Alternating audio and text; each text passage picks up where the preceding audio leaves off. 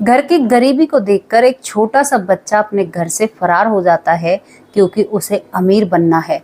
अब वो एक शहर में जा पहुंचता है और वहां पर जाकर गुम हो जाता है, लेकिन किस्मत उसका साथ देती है। वो एक अमीर व्यक्ति बनता भी है और उसके बाद जब कई बड़ी बड़ी गाड़ियों के साथ अपने गांव में आता है तो गांव पूरा इकट्ठा हो जाता है और किसी की भी वो पहचान में नहीं आता कि ये वही लड़का है जो 12 साल पहले इस गांव को छोड़कर गया था। तो दोस्तों, ये कहानी, ये किस्सा क्या है, ये पूरी कहानी आपके बच्चों को सीख देकर जाएगी। कुछ बच्चे ऐसे होते हैं ना जो माँ बाप से जिद करते हैं और अपनी जिद के आगे ये नहीं देखते कि हमारे माँ बाप कितने मजबूर हैं या कितनी मेहनत से वो पैसा कमा कर लाते हैं। तो नमस्कार, स्वागत करते हैं आप सभी का। हमारा यूट्यूब चैनल है वैष्णवी चौधरी के नाम से और इसी नाम से हमारा फेसबुक पेज है, आप उसे भी फॉलो कर सकते हैं। तो चलिए कहानी की तरफ चलते हैं। कहानी की शुरुआत होती है छत्तीसगढ़ से। छत्तीसगढ़ के एक गांव में एक परिवार रहता है। परिवार में 2 लड़के, 1 लड़की और पति पत्नी होते हैं। अब दोस्तों, क्या था कि जो ये परिवार है, इसमें जो महिला है वो महिला किसी बीमारी से पीड़ित है और उसका ऑपरेशन होना है अर्जेंट में। तो यहाँ पर जो ये लड़का होता है 12 साल का, इसके पिता अपना एक ही जमीन का टुकड़ा होता है, उसे साहूकार के पास गिरवी रखते हैं। दोस्तों, इस लड़के का क्या नाम है? आकाश। आकाश से छोटा इसका एक भाई है और उससे छोटी इसकी एक बहन है। अब जमीन का टुकड़ा जब गिरवी रख जाता है, माँ का तो ऑपरेशन हो जाता है, लेकिन पिता के पसीने छूट जाते हैं। जिस टुकड़े में वो कमाया करता, घर के बच्चों का पेट भर रहा था, वो टुकड़ा उसके हाथ से जा चुका है और अब इतना पैसा नहीं है कि उस जमीन के टुकड़े को छुड़ाया जा सके।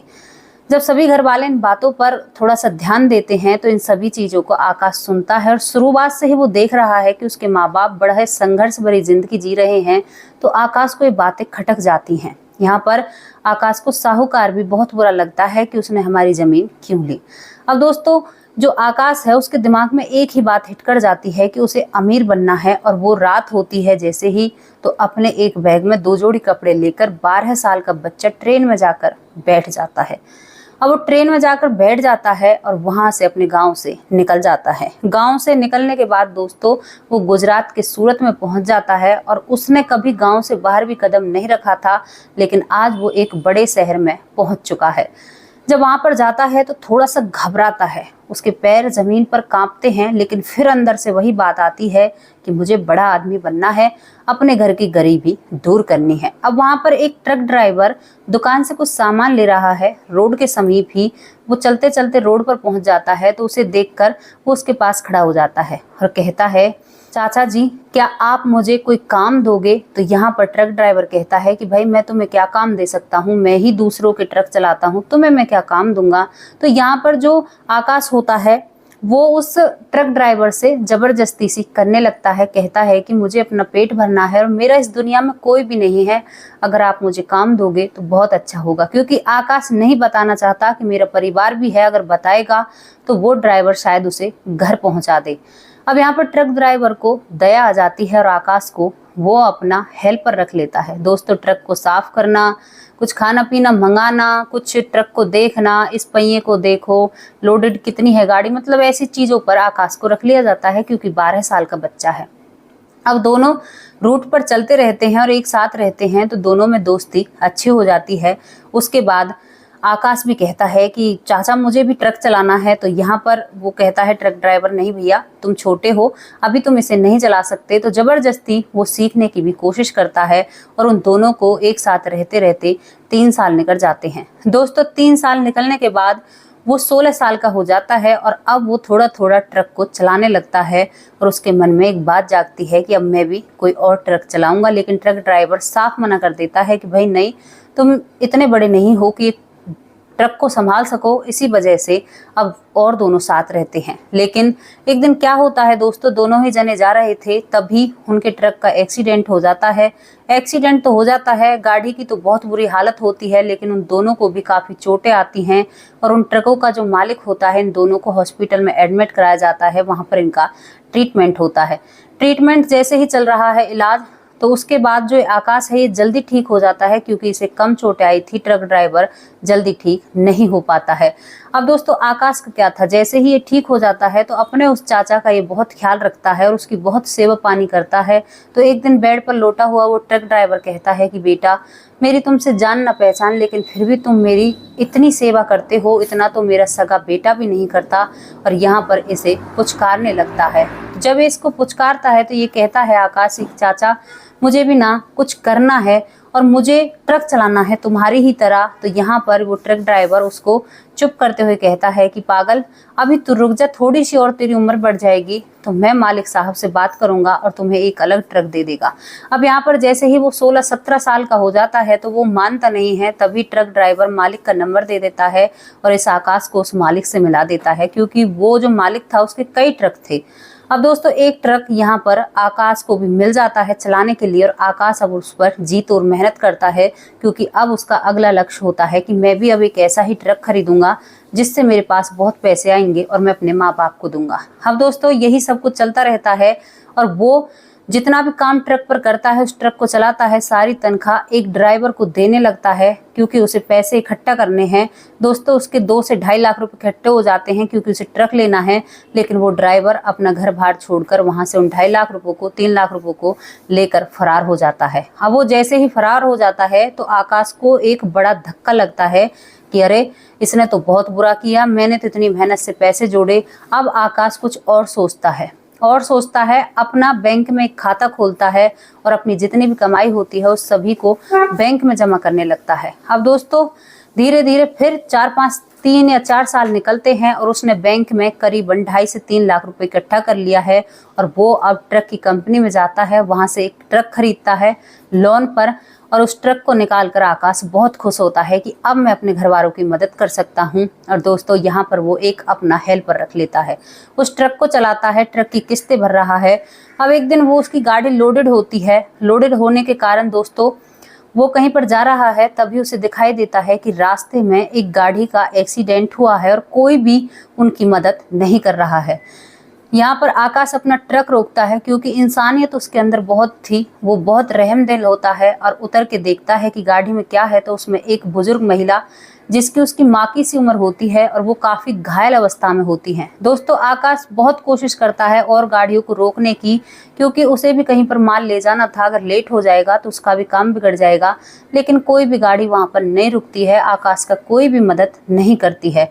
अब यहाँ पर आकाश अपने हेल्पर की मदद से उस बुजुर्ग महिला को अपनी ट्रक में ही डालता है और पास के हॉस्पिटल में एडमिट कर देता है। वहां पर उस महिला का इलाज चलता है, कई दिन घंटों तक उसका इलाज चलता है। आकाश इतने वहीं पर बैठ जाता है, क्योंकि ऐसे चला जाएगा तो हॉस्पिटल वाले भी उस पर शक समझेंगे, कहीं इसी ने तो एक्सीडेंट नहीं किया है। अब वो महिला होश में आ जाती है, जो उसकी माँ की उम्र की है, और होश में आते ही आकाश उसके सामने जाता है और कहता है कि माँ जी आप ठीक हो। तो वो महिला कहती है कि तुम कौन हो? तो वो कहता है कि माँ जी मैं ही आपको हॉस्पिटल में लेकर आया हूँ। तभी बाहर से डॉक्टर आते हैं और कहते हैं कि आपकी हालत कैसी है? तो महिला कहती है कि हाँ मैं ठीक हूँ, अब बढ़िया लग रहा है मुझे। तो उसके बाद डॉक्टर कहते हैं कि अरे ये वही आदमी है जो तुम्हें हॉस्पिटल में लेकर आया, अगर ये थोड़ी भी लेट हो जाता तो शायद आज हम आपकी जान नहीं बचा पाते। अब इस चीज को देखकर वो महिला काफी उस लड़के से मतलब एक जुड़ाव सा बन जाता है कि भाई आज के जमाने में इतनी इंसानियत किसमें होती है, और वो उस लड़के को आशीर्वाद देती है कि बेटा तेरा राम भला करे। क्योंकि वो महिला दोस्तों कई कंपनियों की मालकिन थी, बहुत बड़ी उसकी गाड़ी होती है और उसका बहुत ज्यादा कंपनियां थी, बिजनेस बहुत बड़ा था। अब आकाश को वो कहती है कि तुम क्या करते हो? तो वो कहता है कि माँ जी मैं तो ट्रक ड्राइवर हूँ, एक अपना ट्रक है उसे चलाता हूँ और उसी रास्ते में आप मुझे मिली हो मेरे रूट पर। तो यहाँ पर वो महिला कहती है कि बेटा मेरी कई कंपनियां हैं और पैसे की कोई हमारे पास कमी नहीं है, लेकिन अगर आपको पैसे चाहिए तो मैं आपको पैसे भी दे सकती हूँ। तो आकाश कहता है कि माँ जी आप मुझे पैसे दोगी तो मेरा जो काम मैंने किया है ना आपके लिए, तो उस पर मुझे शर्मिंदगी महसूस होगी, क्या आप मेरे काम को इस तरह से नापोगी? तो यहाँ पर वो महिला चुप हो जाती है और कहती है कि तू तो बड़ा समझदार है, अगर तेरी जगह कोई और होता तो झट से पैसे ले लेता। तो यहाँ पर वो महिला कहती है कि तू मुझे अपना नंबर दे और मेरा नंबर अपने पास ले। अब तू पैसे तो नहीं ले रहा, कम से कम मेरे घर पर किसी दिन खाने पे तो आ। मैं मुंबई में रहती हूँ और मेरी सूरत, गुजरात, मुंबई हर जगह एक एक कंपनी है। अब दोस्तों आकाश कहता है कि हाँ माँ जी अगर कभी समय रहा तो जरूर आपके पास आएंगे, और ये कहकर आकाश उस हॉस्पिटल से बाहर चला जाता है। अब दोस्तों जो ये महिला थी ना कहीं आकाश को अपना बेटा मान चुकी थी, क्योंकि आकाश देखने में भी सुंदर और लगता नहीं था कि एक ट्रक ड्राइवर होगा। अब यहाँ पर ये कई बार आकाश को फोन करती है और कहती है कि बेटा आप तो हमारे घर आ ही नहीं हो, हमारे घर क्यों नहीं आते हो। अब एक दिन आकाश का रूट होता है दोस्तों मुंबई का, तो आकाश के पास इस महिला का फोन आता है। तभी आकाश कहता है कि माँ जी आज मैं मुंबई ही आ रहा हूँ और आज आपकी शिकायत को पूरी कर रहूंगा और मैं आज आपके पास आ रहा हूँ। अब दोनों माँ बेटी की बातें फोन पर चलती हैं और आकाश अपनी गाड़ी को लोडेड होने के लिए लगा देता है। उसके बाद पहुंच जाता है अपनी उस माँ जी के पास जिसकी उसने जान बचाई है।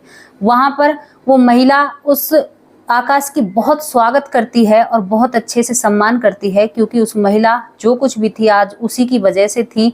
और वहां पर उस महिला के 2 बच्चे होते हैं, एक बेटी और बेटा। वो भी बहुत धन्यवाद करते हैं आकाश का, कहते हैं कि जब से सर आपके बारे में सुना है ना, माँ आपकी बहुत तारीफ करती है और आप बहुत अच्छे हो। और वहां पर आकाश का बहुत अच्छे से वेलकम किया जाता है। अब जैसे ही सभी जने बैठकर खाना खा रहे हैं, तभी वो माँ जी कहती है कि बेटा तुम इतने सुंदर हो, अच्छे घर के बालक दिख रहे हो, लेकिन तुम ये ट्रक क्यों चलाते हो।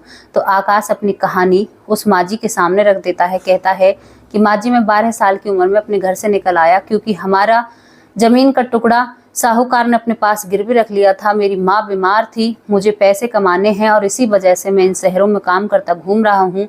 और मैं अब अपने घर जाऊँगा और उन्हें बहुत सारे पैसे दूंगा, मैं पैसे इकट्ठे कर रहा हूँ। इन सब चीज़ों को देखकर वो माँ जी भावुक हो जाती है और कहती है कि बेटा तुमने तो बहुत कुछ सहा है और तुम तो एक अच्छे बच्चे हो। और यहाँ पर वो कहती है कि तू एक काम कर, इस ट्रक को बेच दे, मेरी कई कंपनियां हैं, कंपनियों को चलाने में मेरी मदद कर।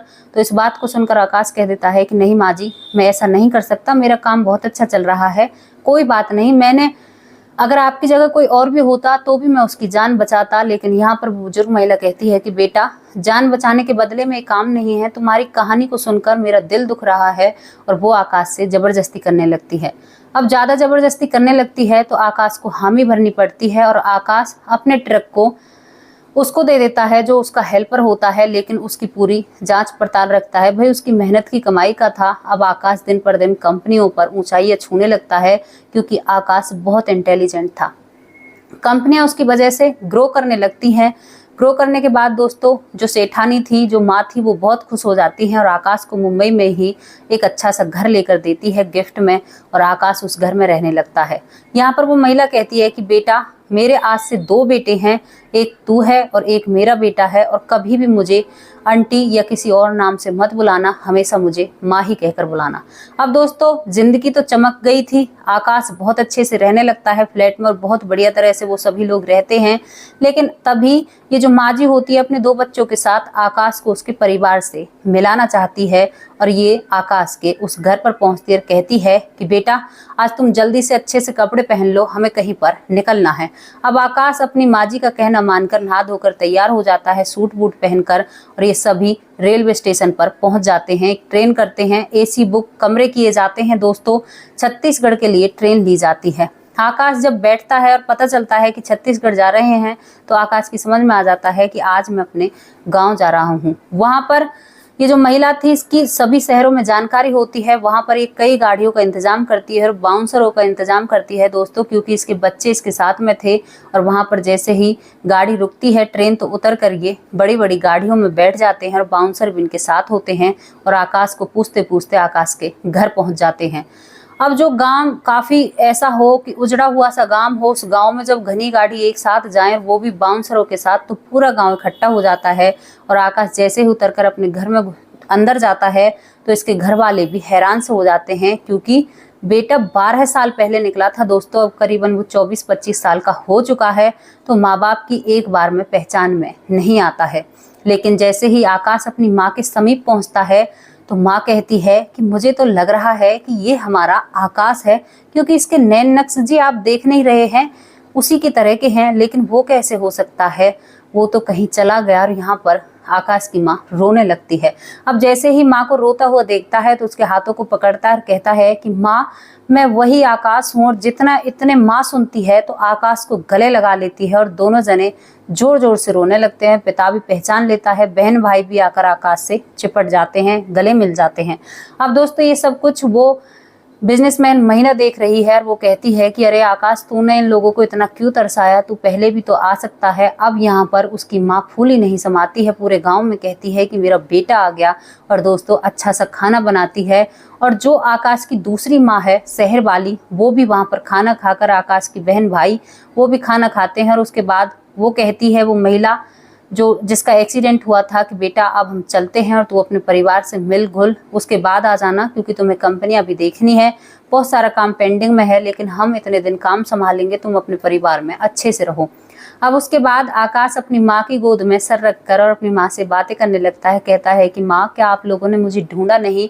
पिता बैठा हुआ है, माँ बैठी हुई है। तभी पिता कहता है कि तुझे क्या पता, कितने दिन और रात हम घर से बाहर रहे हैं, हमेशा तेरी माँ को तो होश भी नहीं रहता था कि मेरा आकाश कहाँ गया, आकाश कहाँ गया। हमने पुलिस कंप्लेंट भी की, लेकिन हमें बेटा तू कहीं पर भी नहीं मिलता है। जब ये बातें सुनता है तो आकाश भी भावुक सा हो जाता है। उसके बाद दोस्तों सुबह होती है। सुबह होने के बाद आकाश पूरे घर का भार संभालता है और अपने घर को सुंदर सा बनाता है। सुंदर बनाने के बाद उस घर में ताला लगा दिया जाता है, क्योंकि वो उस घर को भी रखना चाहता था जहां से उसकी शुरुआत हुई। अब उसके बाद आकाश अपने परिवार को मुंबई ले जाता है और वहां पर अपने साथ वो सभी हंसी खुशी रहते हैं। आकाश अपना ट्रक भी देखता है। दोस्तों आज तक आकाश ने अपना ट्रक नहीं बेचा है, वो उस ट्रक को आज भी चलाता है और वहां पर वो सभी परिवार मुंबई में बहुत हंसी खुशी रहता है।